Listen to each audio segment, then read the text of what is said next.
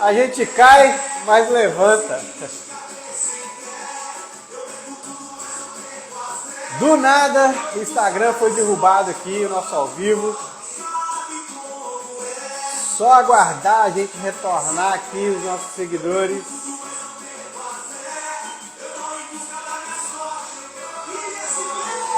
Simbora então! Pessoal, eu estava falando aqui sobre uma demissão por justa causa. E eu vou falar novamente, para depois ficar salvo no feed, onde um funcionário foi demitido por justa causa, porque ele foi acusado pela empresa de roubar uma bota de outro funcionário. Só que esse funcionário, ao se explicar que pegou a bota para tirar o carro de um local onde corria o risco de alagamento, para colocar o carro dentro da empresa, a empresa falou que ele furtou essa bota e dispensou ele por justa causa. Ele entrou na justiça para reverter essa situação e conseguiu reverter a justa causa e ainda uma indenização de R$6.000. O que eu quero chamar a atenção aqui? Justa causa não existe de forma administrativa. Toda demissão por justa causa, eu preciso abrir um processo judicial. Segundo, depois que eu tomar essa decisão, na hora que eu tomar essa decisão de mandar alguém embora por justa causa, eu, como empregador, tenho que estar munido de provas suficientes para sustentar aquela demissão por justa causa. Caso contrário, o empregado consegue reverter essa demissão, tá? E você ainda tem que pagar uma indenização por ele ter sido acusado injustamente, por roubo ou furto. Tá? Então, muita atenção, muito cuidado aí com esse negócio de demissão por justa causa. Nesse caso, o funcionário conseguiu aí reverter e ainda ser indenizado. Justa causa não é coisa simples, não existe de forma administrativa, só existe de forma judicial. Beleza? Segunda notícia aqui.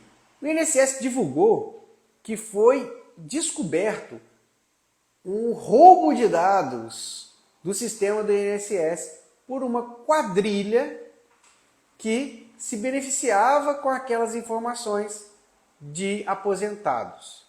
O INSS falou que isso foi a primeira vez que aconteceu. Pode ser a primeira vez que eles descobriram, né? Porque esse roubo de informações do INSS acontece não é de hoje, desde que quando eu era criança. Então não vem com esse papo que é a primeira vez, não. Primeira vez que vocês descobriram. O que ocorre? Com esse roubo de dados dessa quadrilha, estima-se que foram afetados 39 milhões de beneficiados pelo INSS. Essa quadrilha conseguiu entrar no sistema do INSS e capturar informações sigilosas, como nome, CPF, dados bancários, telefone e e-mail. Com essas informações, munido dessas informações, essa quadrilha consegue aplicar vários golpes. 39 milhões de beneficiários sofreram aí com esse roubo de dados. Então, muita atenção, golpe do INSS é a coisa mais antiga que existe, acontece todos os dias e, infelizmente, os idosos, nossos idosos aí que já não têm muita capacidade técnica ou até mesmo tecnológica para administrar informações, caem nesses golpes. O INSS informou que já foi resolvido o problema, mas esses dados foram roubados. 39 milhões de pessoas estão com seus dados vagando aí no meio dessa quadrilha. Uma outra notícia aqui do nosso giro da semana. Uma faxineira de um condomínio foi importunada sexualmente. Uma faxineira de um condomínio foi importunada sexualmente por um morador, tá? E entrou na justiça contra o condomínio. Só que ela não conseguiu êxito, não ganhou a indenização que ela queria. A situação é a seguinte: essa faxineira estava ali varrendo, passando pano em um corredor do condomínio. Quando um morador abriu a porta e começou ali a assediar ela, chamar ela para entrar, para tomar uma água, um suco. E ela negou essa questão, não queria entrar, segundo ela negou o convite desse morador. E o morador foi e abriu a porta e estava somente ali de toalha. E começou a insistir para que essa faxineira viesse entrar no apartamento dele. E ela novamente negou. E naquele momento ela decidiu ir embora. E esse morador de toalha foi lá e impediu que ela saísse do corredor. Ela conseguiu sair e ir até a portaria. Ele vestiu a roupa e desceu junto, atrás dela. Então, o que ocorre? Na portaria do condomínio, ela pediu ajuda ao porteiro. E o porteiro levou a ela até a administração do condomínio. Presta atenção nesse fato agora. Na administração do condomínio, ela chamou a polícia e foram encaminhados até a delegacia. Na delegacia, ela foi conduzida, ela foi meio que forçada pela administração do condomínio a contar um fato que não foi o verídico. E o delegado dispensou a administradora do condomínio e deixou somente a mulher falar. E ela contou toda a história lá para o delegado. E assim entrou na justiça através do depoimento dela com o delegado. Detalhe, ela entrou na justiça do Tribunal do Trabalho, na Justiça do Trabalho. Ela deveria também, igual a Kézia está falando ali, entrar contra o homem na esfera civil. O que não, ou criminal, na esfera civil não, na esfera criminal. Coisa que ela não fez. No Tribunal da Justiça do Trabalho, ela não conseguiu nenhuma indenização. Pasmem, ela não conseguiu indenização, ela não conseguiu ali a rescisão indireta, ou seja, foi dispensada e foi desacreditada daquela situação. Acredito que, ou por falta de orientação, ou até mesmo de uma assessoria qualificada, ela errou em não ter pegado esse boletim de ocorrência da polícia e ter entrado lá na esfera criminal contra o morador e também contra o condomínio. E aí qual a lição que nós tiramos aqui? Primeiro é o seguinte, ser síndico não é fácil, ser administrador de condomínio não é fácil. Segundo,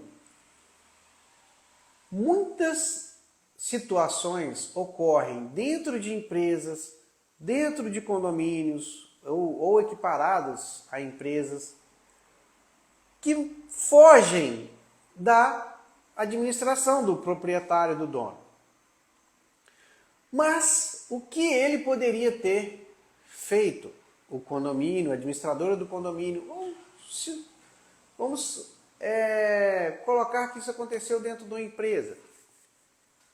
Câmeras de segurança, ajuizar uma ação contra o morador para comprovar que o condomínio não concorda com aquela atitude.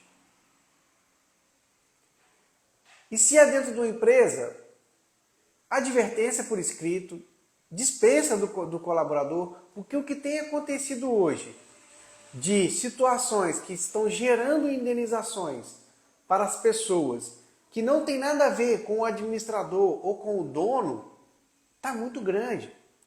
Mas o administrador ou o dono da empresa precisa tomar atitudes que venham ali caracterizar que ele não está conivente com aquela situação.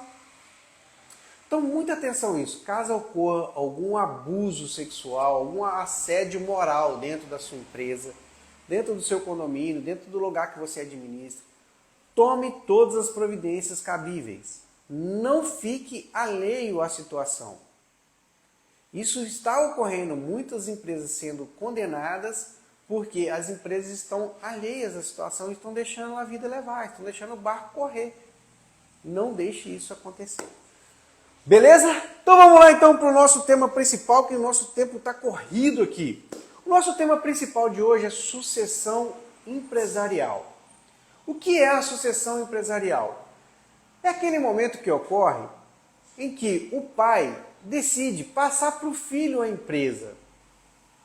É aquele momento em que ele quer passar o bastão da empresa para o filho, para o neto e por aí vai.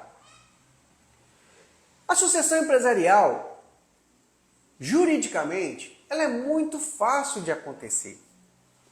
Tá? A gente coloca os filhos no contrato social, ainda deixa os pais no contrato social, tomando algumas decisões, como administrador também, e aí depois o pai vem a falecer, o filho vai suceder ele ali na administração da empresa e com suas cotas. Essa parte é tranquila de fazer. É burocrática, é a contabilidade que faz, tudo tranquilo. A parte difícil é a formação do seu sucessor. Por que eu trouxe esse tema à tona hoje?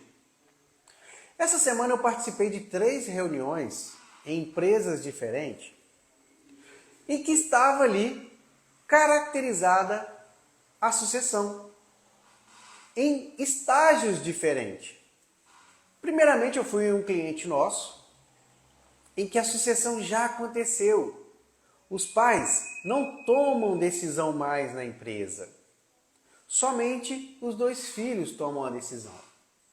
E o pai conseguiu formar esses 2 filhos como sucessores. Gente, isso não é fácil. Engana-se que isso é fácil. Primeiro o seguinte, muitas das vezes o pai ele não quer que o filho assuma a empresa. Por que ele não quer que o filho assuma a empresa? Porque ele batalhou tanto, ele teve muitos momentos de estresse, ele sofreu muito para construir a empresa. E chega naquele momento ali que ele fala, eu não quero isso para a vida do meu filho. Porque ele foi um verdadeiro empregado daquela empresa. Ele trabalhou mais de 12 horas por dia, incansavelmente, construiu a empresa, um patrimônio legal, construiu. Mas ele não foi o verdadeiro empresário gestor. Então, ele não quer que o filho tenha a mesma dificuldade e acaba formando o filho em outra área. Forma um filho em medicina, em veterinária, forma numa área que não tem nada a ver com a empresa, não tem nada a ver com a administração, contabilidade, forma um filho em direito e ele não quer que o filho assuma a empresa. Por quê? Porque ele sofreu muito para construir aquilo. Né? E ele não quer que o filho, ele acha que o filho vai sofrer o mesmo. O interessante aí é observar que inserir os filhos na empresa desde cedo é dividir responsabilidades, é tirar a pressão, é tirar o fardo das costas que você está carregando e já ensinar, educar o seu filho com todas as rotinas, toda a cultura da empresa, para que ele possa se acostumar e quando você passar o bastão, não ter dificuldade quanto a isso. Segundo ponto muito importante que eu observei nessa primeira visita. Eram 2 filhos e cada filho tomava conta de um setor da empresa. Tinha um filho que estava por conta da parte administrativa, toda a parte financeira, controle, entradas de notas, estoque, etc. E o outro filho com a parte comercial, relacionamento com o cliente, com o fornecedor, com parceiros. Então, isso aí também é uma grande virada de chave. Isso aí é um grande segredo, pessoal.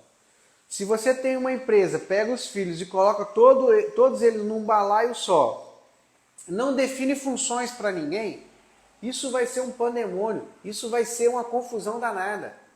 Porque os filhos vão começar a criar atritos, confusão entre eles, cada um vai querer mandar uma coisa. Então defina aí direitinho, se você pretende fazer a sua sucessão, defina direitinho quais partes da empresa cada filho vai tomar conta. Henrique, eu tenho 4, 3, 5 filhos. Acredite, existe função para cada um deles dentro da empresa. Coloca um no financeiro, coloca o outro no comercial, coloca o cara nas vendas, coloca o outro lá na operação, a cuidar mesmo do chão de fábrica, coloca o outro no controle de qualidade, coloca o outro no controle de manutenção do imobilizado. Então existe função para todos eles, mas defina isso, deixa isso claro. E aí no final do mês, no final do trimestre, no final do semestre, eles se reúnem e cada um presta conta da sua atividade ali. Então, isso é muito importante na sucessão empresarial. O segundo caso, nós estivemos numa empresa em que a sucessão está acontecendo.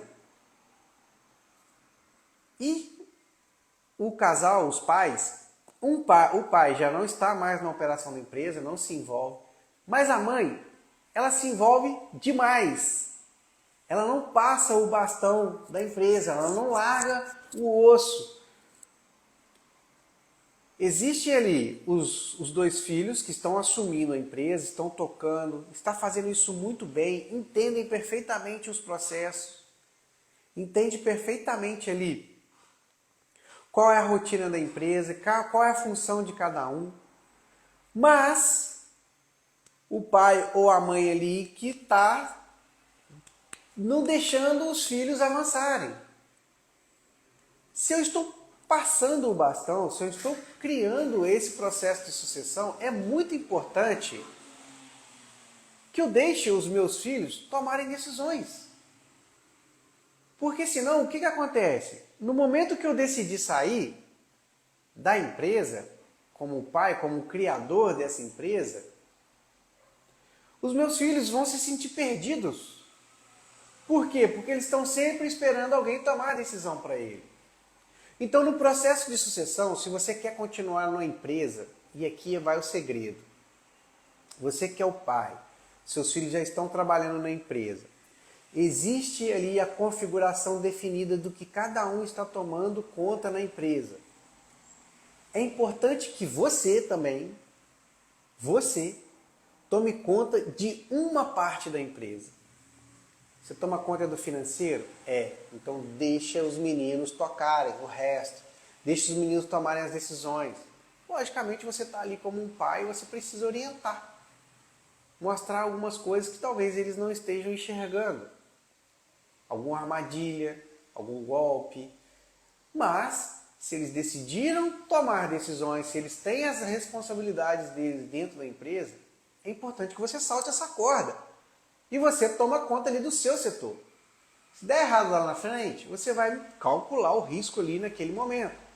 Deu errado? Não tem problema. Aprende com o erro. É bom que eles aprendam também. É bom que eles aprendam com o erro também.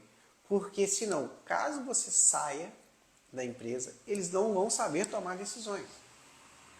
E o terceiro caso é um caso muito interessante, onde, e aqui vai uma dica para você empreendedor que está pensando em sucessão, ou pensa lá na frente. Se você ainda está em pleno vigor e os seus filhos tocam muito bem a empresa, uma dica, e você já está passando o bastão mesmo, já está passando todo o controle da empresa, você arrume outro ofício para você, que não esteja muito vinculado na empresa. Exemplo, vou cuidar de roça, vou criar gado, vou fazer alguma coisa. Então você faça ali, crie um novo ofício para você, se você estiver em pleno vigor, e deixe os seus filhos tocarem o barco. Primeiro que se você parar, você levou uma vida inteira correndo, se você parar você vai adoecer. Eu aconselho você não parar num processo de sucessão. Arrume um outro ofício para você. Eu tenho 50 lojas, meus filhos vão tomar conta das 50 lojas.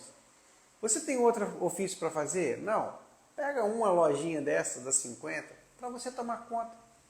Para você administrar, para você ter algo que fazer. Porque senão, se você não tiver um ofício, não tiver uma dor de cabeça, você vai adoecer. E nesse terceiro caso é muito legal que os pais apesar de estar em pleno vigor e os filhos tomando conta da empresa perfeitamente, os pais arrumaram outro ofício. Criaram a empresa, uma empresa grande, mais 120 funcionários, colocaram os filhos em cada setor e eles arrumaram outro ofício. Olha que legal. E eles continuam recebendo lucros da empresa, mas conseguiram ali inserir os filhos nas empresas e eles tocaram o negócio perfeitamente. Então, uma dica para você que quer fazer esse processo de sucessão: quando você notar que conseguiu passar a empresa para os seus filhos e está correndo tudo muito bem, procure para você um outro ofício, uma outra utilidade na vida, para você continuar vivendo a sua vida com mais tranquilidade, colhendo os frutos que você plantou durante toda a sua vida, ok? Então, esses 3 casos eu resolvi trazer para o setor contador. A parte tributária, a parte burocrática, ela é muito tranquila. Uma alteração contratual resolve o problema. A criação de uma holding de participação resolve o problema. Tá? Os grandes problemas que ocorrem na sucessão é que às vezes os pais não querem que os filhos assumam a empresa por achar que aquilo é um grande problema, aquilo é uma grande bomba na vida deles. Tá? E segundo, não definir perfeitamente quais são as funções, as obrigações de cada filho dentro da empresa. Então, esses são os 2 problemas que ocorrem mais. Se você está chegando ali na sua reta final e não quer que seus filhos assumam a sua empresa, dica muito importante: venda a sua empresa. Venda ela, porque só existem 3 caminhos para o CNPJ. Ou ele vai falir, ou ele vai suceder alguém, ou alguém vai suceder você no CNPJ, e por último, você vai vender a empresa. Desagarre, você criou esse grande ecossistema que é a sua empresa. Se os seus filhos não vão te suceder na empresa, organize ela e venda a empresa para alguém mais jovem, mais novo, mais cheio de ideias, ou por um grupo de empresas.